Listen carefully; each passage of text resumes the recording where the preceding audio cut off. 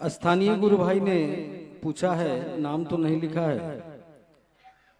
शिव भाव के शिखर की तलहटी में ही संपूर्ण संकीर्णताएं तिरोहित हो जाती हैं। छतरपुर, कृपया समझाया जाए। हाँ, बहुत दिन बाद इस तरह की जिज्ञासा फिर से शुरू हुई है। मैंने बीच में आपको कहा भी कि 1990 में शिष्यानुभूति लिखी थी साहब ने, और उस समय साप्ताहिक चर्चा स्थलों पे भी शिष्यानुभूति रखी जाती थी। लोग उसी पे बात करते थे। गुरु भाई लोग जब आते साहब से मिलने या अपने क्षेत्र में भी जाते, तो जब तैयार होके घर से निकलते तो उनके पॉकेट में, शर्ट के पॉकेट में शिष्यानुभूति रखी रहती थी, और उसमें ऊपर जो लिखा हुआ है हमारे गुरु शिव, वो दिखाई देता रहता था। गुरु बहनें अपने बैग में, अपने पर्स में शिष्यानुभूति रखती। यहाँ तक कि लोग जो आते कहते कि साहब कहते उनको कि अगर पढ़ने लिखने नहीं आता है तो कोई बात नहीं है, किसी से पढ़वा लेना। अगर पढ़वा भी नहीं पा रहे हैं तो कम से कम तकिया के नीचे रख के सोना, इससे भला ही होगा, शुभ ही होगा। और सारे लोग ये बात करते थे। साहब का आगमन जिस शिव गुरु महोत्सव में होता, उसमें जिज्ञासा भी शिष्यानुभूति की पंक्तियां ही आती, जैसे अभी आई। मैंने कहा ना कि हर महोत्सव में साहब की ही उपस्थिति है, साहब के ही वाणी है, उन्हीं की बातें हैं, उन्हीं के जिज्ञासा और उत्तर है। शिव भाव के शिखर की तलहटी में ही समस्त संकीर्णताएं तिरोहित हो जाती हैं। इसके बारे में अभी मैंने थोड़ी देर पहले कहा है कि शिव भाव में बैठे हुए अलग अलग जन्मजात स्वभाव जिसका अलग अलग है, वो भी शिव भाव में बैठा है। तो बाघ ने बैल को खाना छोड़ दिया है, जबकि उसका भोजन है वो, उसके बिना वो जिंदा नहीं रहेगा। मोर ने सांप को खाना छोड़ दिया है, उसका भी भोजन है। सांप ने चूहे को खाना छोड़ दिया है, उसका भी भोजन है। और हम आप तो इंसान हैं, हम आप एक दूसरे के भोजन नहीं है, लेकिन हमारा जन्मजात स्वभाव जो है वो है क्या? प्रेम, करुणा, ममता, सहानुभूति। लेकिन हम अपने जन्मजात स्वभाव को भूलकर इस मौसम में जो विषैला है उसमें आकर जब शिव को भूल जाते हैं तो हमारा मन भी वैसा ही विषैला होने लगता है। इसीलिए हमको दूसरे की हर बात पे शंका होती है। कितनी बार आपने देखा होगा कि कोई एक व्यक्ति बैठा है, दूर, थोड़ी दूर पे कोई दो व्यक्ति बात कर रहे हैं, और हर कुछ देर के बाद वो व्यक्ति कहता है कि जानते हैं वो जरूर मेरे बारे में बात कर रहा है, जबकि ऐसा नहीं भी होता है। हो सकता है वो कुछ और बात कर रहा हो, लेकिन सामने वाले को लगता है कि वो मेरे बारे में बात कर रहा है। यानी जैसे ही मूल चीज को आप छोड़ेंगे, आपका ध्यान इन चीजों पे ही जाएगा कि कौन क्या कर रहा है। और इन बातों का, जब कहते हैं ना कि जब जहर निकालने जाइएगा तो जहर के अंदर से जहर ही निकलता जाता है, कहीं उसमें अमृत नहीं निकलता। एक जगह जहर खो दिएगा तो जहर ही जहर निकलने लगेगा। एक जगह जब घृणा का बीज बोया जाता है तो फिर उसमें प्रेम के फूल नहीं खिल सकते हैं। लेकिन साहब हरिंदानंद जी ने उसमें भी शिव शिष्यता का फूल खिलाया है। उन्होंने लिखा है, उन्होंने कहा है कि कांटों पे चढ़ के ही गुलाब खिलता है। दुनिया गुलाब के फूलों को देखती है, कांटों को कोई देखता भी नहीं। जो कांटे बोते हैं, जो कांटे बन के दूसरों को चुभते हैं, सुना होगा आपने कि कांटे की टक्कर हो रही है। कहीं होता है ना, कोई खेल हो रहा है, किसी में लड़ाई हो रही हो या क्रिकेट का मैच हो रहा हो, तो हम लोग कहते हैं कि कांटे की टक्कर हो रही है। लेकिन कांटों की टक्कर के बाद फूल का हार पहनाया जाता है। यानी कांटों का हार आपने कभी नहीं सुना होगा कि किसी ने पहनाया होगा। साहब कहते हैं कि दुनिया गुलाब के फूल को देखती है, कांटों को कोई देखता भी नहीं। हालांकि वो कांटे चुभन पैदा करते हैं, चुभते हैं, लेकिन तब भी शिव के शिष्यता के फूलों में सुगंध है, सुवासित है वो। दुनिया शिव की शिष्यता के फूलों की सुगंध को देखती है, कांटों को कोई देखता भी नहीं। इसीलिए शिव भाव के शिखर की तलहटी में ही, जैसे किसी पहाड़ की चोटी पे आपको जाना है और अभी यहाँ तो पलामू में तो ऐसा नहीं है, मौसम के अनुसार रहता है, लेकिन आप अगर पहाड़ों पे चले जाइए तो मई और जून में यहाँ काफ़ी गर्मी होगी, लेकिन मई और जून के मौसम में भी अगर आप पहाड़ के पास जाइए तो पहाड़ पे अभी पहुँचे भी नहीं हैं, अभी पहाड़ से थोड़ा दूर है। शिमला चले जाइए, मनाली चले जाइए, तो अभी पहाड़ पे नहीं पहुँचे हैं, अभी पहाड़ के नीचे ही हैं, लेकिन हवाएं ठंडी होने लगती हैं। गाड़ी रोक के आपको जैकेट निकालना पड़ता है। यहाँ मई में आप पसीना पोंछ रहे थे, वहां मई में आपको हवा की ठंडक लगने लगती है। देखिए, शरीर से जैसे ही गए हैं तो तलहटी में ही ठंडक का आभास हो रहा है, अभी तो चोटी बाकी है। और मन, हमारा आपका मन जब शिव भाव के शिखर की तलहटी में ही जाता है, अभी विचार ही किया है, अभी थोड़ा थोड़ा भाव बना है, अभी प्रेम होने वाला है, कि तब तक जितनी भी संकीर्णताएं हैं वो तिरोहित हो जाती हैं। दूसरों से बैर खत्म हो जाता, दुश्मनी का भाव खत्म हो जाता, जाति पाति का भाव खत्म हो जाता, धर्म का भेद खत्म हो जाता, अमीर गरीब का भेद खत्म हो जाता। सारे शिव से एक साथ बैठते, एक साथ उठते हैं, एक ही थाली में खाना खा लेते हैं, सालों साल से शिव चर्चा में चल रहे हैं। कोई कहता है कि वो किस जाति का है, तो आप कहते हैं कि मैंने कभी पूछा ही नहीं, क्योंकि आपने इसकी जरूरत ही नहीं समझी। तो शिव की शिष्यता के बारे में साहब ने कहा कि जाति, धर्म, लिंग, संप्रदाय, वर्ण से परे है शिव की शिष्यता। यानी शिव की शिष्यता आध्यात्म का रास्ता है, उसमें इन चीजों का कोई मोल नहीं है। तो ये अपने आप तिरोहित हो जाती हैं। इसके लिए आपने कुछ अलग से प्रयास नहीं किया है, आपने सिर्फ शिव की चर्चा की है, आपने सिर्फ महादेव से दया मांगी है, बस महादेव को नमन किया है। इतने से ही संकीर्णताएं तिरोहित हो गई। तिरोहित होने का अर्थ होता है अपने आप खत्म हो जाना।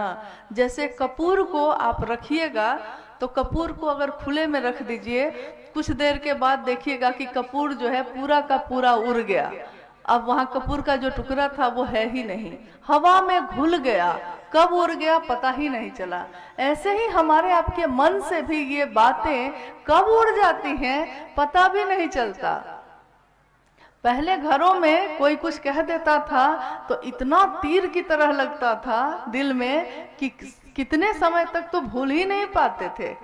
उसने मुझको ऐसा कहा, उसने मुझको ऐसा कहा, भूल ही नहीं पाते थे, इतना तेज दुख होता था। लेकिन अब क्या होता है कि महादेव की चर्चा में निकल गए तो कब भूल गए पता ही नहीं चला। अलग से कोई प्रयास नहीं किया हमने भूलने के लिए, याद ही नहीं रहा। भूल गया सब कुछ, याद नहीं अब कुछ, बस एक बात नहीं भूली। और गीत है ये कि जूली आई लव यू, कहता है प्रेमी कि मैं तुमको प्रेम करता हूँ, ये बस मुझको याद है। महादेव को मैं प्रेम करता हूँ ये मुझको याद है, लेकिन इसके बाद और क्या बात हुई थी वो मुझको अब याद नहीं है। भूल गया सब कुछ, याद नहीं अब कुछ। तो अपने आप ही ये संकीर्णताएं तिरोहित हो जाती हैं। स्थानीय गुरु भाई हैं रमेश जी और प्रयाग विश्वकर्मा लठैया। प्रश्न भी इन्होंने लिखा है, जिज्ञासा है कि शिव शिखर के शासन का विरोध करता है। साहब श्री ने पुस्तक में लिखा है कि गुरु की दया पाने के लिए वरीयता का अभिमान त्यागना होगा। साहब की लिखी हुई इस पंक्ति को कृपया समझाने का प्रयास किया जाए। जिज्ञासा बहुत खतरनाक है, उत्तर दें कि नहीं? शिव शिखर के शासन का विरोध करते हैं। और साहब ने चर्चा में भी जब ये बात कही थी, उसमें भी उन्होंने कहा कि आप दूसरों को सहयोग करेंगे, शासन नहीं। और जिस दिन आप शासन करने लगेंगे, आपका पहला विरोधी मैं खुद हरिंद्रानंद होऊंगा। क्यों कहा उन्होंने? क्योंकि उन्होंने कहा कि शिव की शिष्यता में सब बराबर हैं और शिव कभी भी एक का शासन नहीं बर्दाश्त करते, क्योंकि शिव खुद ऐसा नहीं करते। अन्य देवी देवता के दास होते हैं, दासियां होती हैं, गुलाम होते हैं। लोग कहते हैं प्रभु जी तुम चंदन हम पानी, प्रभु जी तुम जो हो ईश्वर हो और हम तुम्हारे दास हैं, तुम ईश्वर हम दास हैं। लेकिन अन्य देवी देवता के दास होते हैं, महादेव के दास नहीं होते हैं। महादेव ऐश्वर्य भाव देते हैं, महादेव के गण होते हैं, महादेव का आदमी होता है। इसीलिए आपने सुना होगा साहब बार बार इस बात को बोले हैं कि मैं तुमको शिव का शिष्य बना के रहूंगा, मैं शिव का आदमी बनाने आया हूं और ये काम करके रहूंगा। आदमी मतलब जो शिव के साथ चलता हो। शिव के गण को कभी देखा है आपने दास भाव में? शिव उसको गले से लगाते हैं, शिव के साथ ही रहता है, शिव के साथ ही चलता है और मगन रहता है उसी में। शिव के गण यानी शिव के लोग होते हैं, दास दासी नहीं। इसीलिए कोई गुरु भाई या गुरु बहन अगर उनके मन में ये आता है कि मैं वरीय हूँ, मैं बड़ा हूँ, तो ये बहुत ही दुखद बात है, अफसोसजनक बात है, क्योंकि साहब ने ऐसा कभी नहीं किया। अगर साहब ने ये सोचा होता तो हम आप इस मंच पे बैठकर चर्चा नहीं कर रहे होते। केवल साहब की बात सुनते लोग और चले जाते, दूसरों को मौका नहीं मिलता कभी शिव चर्चा करने का। एक ही व्यक्ति बहुत था शिव की चर्चा करने के लिए, एक शिव का शिष्य बहुत है दूसरों को शिव तक पहुंचाने के लिए। लेकिन साहब हरिंद्रानंद जी ने ये श्रेय, ये अधिकार, परमात्मा पथ पे चलने का अधिकार सबको दिया, बराबर दिया। उनकी नजर में कोई छोटा नहीं, कोई बड़ा नहीं। तो दूसरों के साथ हमेशा सम्मानजनक व्यवहार करिए, दूसरों की बात भी सुनिए, अपनी बात भी कहिए। लेकिन वरीय होने का जो अहंकार है, वो अहंकार तो गुरु का भोजन होता है, तो वो अहंकार तो गुरु खा ही लेंगे, ऐसे भी रह नहीं सकेगा वो। लेकिन इसमें होगा ये कि जिसके मन में ये होता है उसकी अपनी यात्रा बिगड़ जाती है। अब देखिए साहब के उदाहरण जो है ऐसे ऐसे होते हैं कि जो बड़ी सरलता से हम लोग के समझ में आते हैं। हमारे घरों में बच्चे लूडो खेलते हैं। लूडो का खेल देखा है आपने कभी? देखा होगा। लूडो खेलते हुए 1 से 100 तक का उसमें घर बना रहता है और हर कुछ घर के बाद कभी कभी सीढ़ी मिलती है। तो सीढ़ी अगर मिल गई तो एक घर से सीधे 10 घर आगे बढ़ जाते हैं आप। लेकिन कभी कभी क्या होता है कि 1 से यात्रा शुरू करने वाली गोटी 99 तक चली जाती है। 99 यानी कि सबसे ऊपर अब चली गई है, बस 1 बचा हुआ है 100 होने में, 1। लेकिन 99 के पास जाकर और उसका गोटी अगर कट गया तो वो सीधे कहाँ आता है? सांप अगर काट लिया, उसमें है सांप बना हुआ, लूडो में सांप बना हुआ रहता है। साहब कभी कभी लूडो खेलते थे तो वो बोलते थे, ये बात बहुत पहले की बात कह रहे हैं, जब माँ नीलम आनंद थी और उतने गुरु भाई गुरु बहन नहीं थे, तो कभी कभी आराम के क्षणों में हम लोग घर में बैठकर साहब और माँ के साथ लूडो खेलते थे। साहब दिखाकर कहते कि अच्छा बताओ 99 तक चला गया है और वहां जाकर अगर सांप काट लिया, अहंकार का सांप, वरीयता का, मैं बड़ा हूँ, मैं सबसे ज्यादा जानता हूँ, पूरा जिला मेरे कब्जे में है, अब तो साहब है नहीं, अब तो मैं ही हूँ, इस तरह का भाव, सावधान होने की घड़ी है कि इस तरह के भाव हमारे मन को कलुषित करते हैं। और 99 तक पहुंचा हुआ आदमी बस 1 घर के बाद वो शिव ही हो जाएगा, शिव शिष्य हरिंद्रानंद जी जैसा ही हो जाएगा। लेकिन वहां जाकर भी अगर ये काट लिया सांप तो सीधे नीचे होता है ना ऐसा। तो इसीलिए हम लोगों को इसके लिए भी महादेव से दया मांगने की जरूरत है कि महादेव हम सबों पे दया रखिएगा ताकि हम लोग आपके दया के आश्रय में महादेव महादेव करते रहें। और जो साहब ने कहा है मेरे सेव को देख, मेरे गुरु को देख, हम सिर्फ उसी गुरु को देखते रहें। रास्ते में असंख्य लोग मिलेंगे, रास्ते में बहुत सारी बातें होंगी, लेकिन महादेव हमारी मंजिल है, रास्ता है शिव शिष्यता का। इसमें असंख्य लोग चल रहे हैं, सबके मन में शिव के संकल्प का दिया जल रहा है, सब उस यात्रा पे चलते हैं।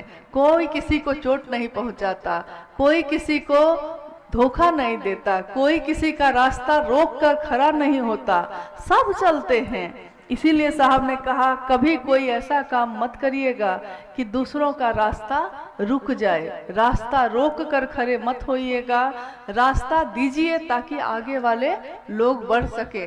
साहब ने रास्ता नहीं दिया होता तो कहाँ होते ये बड़े लोग, कहीं नहीं होते, क्योंकि साहब से ज्यादा कौन है यहाँ प्रिय, आज भी तो वही है। तो ये भूल मेरी होगी या किसी की, जो भी सोचता हो ऐसा, उसकी भूल होगी कि उसके मन को अगर ये लगता है कि हाँ मैं शासन कर सकता हूँ, क्योंकि यहाँ तो गुरु के जोन में चले जाएगा वो खुद, तो ये काम नहीं हो सकेगा। साहब हरिंद्रानंद जी, शिव के शिष्य हरिंद्रानंद जी अनुनय करते हैं, विनय करते हैं और कहते हैं कि मैं शिव का शिष्य हरिंद्रानंद अनुनय करता हूँ उन गैर आध्यात्मिक कदमों के धारक व्यक्तियों से, आध्यात्म में चलते हुए भटक गए कदमों से, कि वो अपने आप को ठीक कर लें, नहीं तो शिव की आंखें तुरंत लाल होती हैं। तो हम लोग तो इतना ही कहेंगे कि साहब की बातों को याद रखिए और अपनी यात्रा का ध्यान करिए, बाकी यहाँ और कुछ भी रखा नहीं है। अब लोग क्या अंतिम एक अंतिम जिज्ञासा नहीं बल्कि साहब की आत्मानुभूति है ये, जो शिष्यानुभूति में लिखी गई है। शिव गुरु की चर्चा शिष्य भाव जागरण की अनुपम विधा है, कृपया विस्तार से समझाया जाए।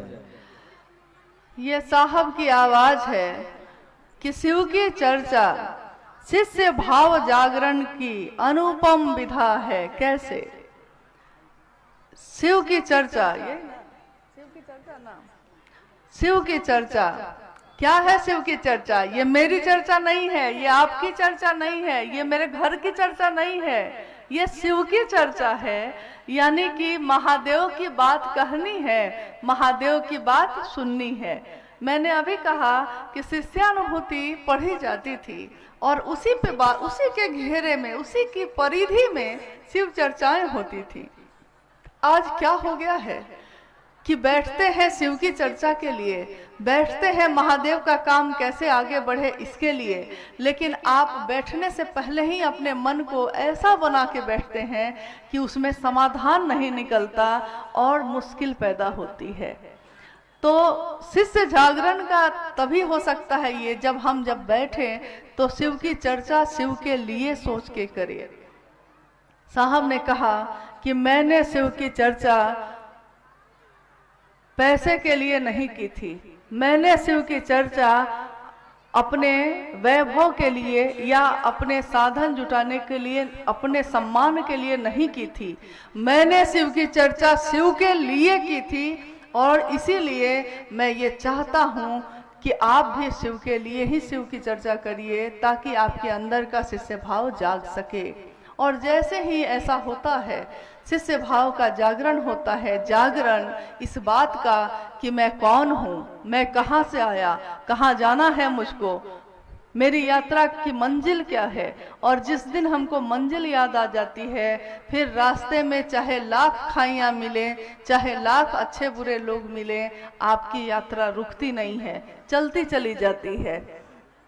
हमारी यात्रा चलती रहे महादेव की दया से, साहब दीदी के आशीर्वाद से, इसी की कामना है। और ये शिव गुरु महोत्सव भी, इसमें हमको साहब का ध्यान आए और उनको हम चेहरा दिखा सकें, ऐसा काम हमको आपको करना है।